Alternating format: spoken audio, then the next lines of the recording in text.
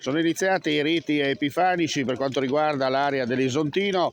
Ci troviamo a Corona, frazione di Mariano del Friuli.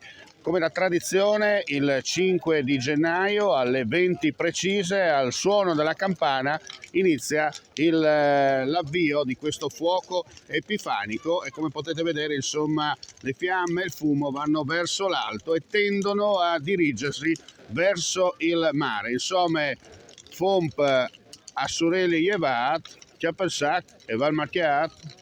Allora, anche quest'anno è andata in porto il fuoco epifanico, il Pignarul di Corona, e chiaramente grande soddisfazione perché tantissima gente è accorsa sia a Mariano e poi qui nella conclusione proprio qui a Corona.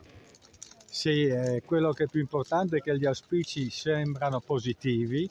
Il fumo sale anche abbastanza dritto con tendenza a est, e che vuol dire che dovrebbe portare qualcosa bene.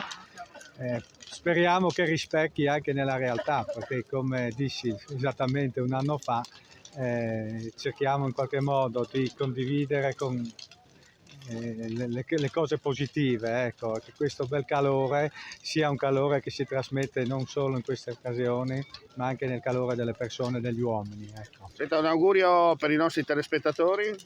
Un augurio di buon anno a tutti e che soprattutto sia un anno di serenità, ma prima di salute. Ecco, questo è fuori discussione. È un augurio un po' scontato, però credo che non sia mai superato, ecco, come augurio.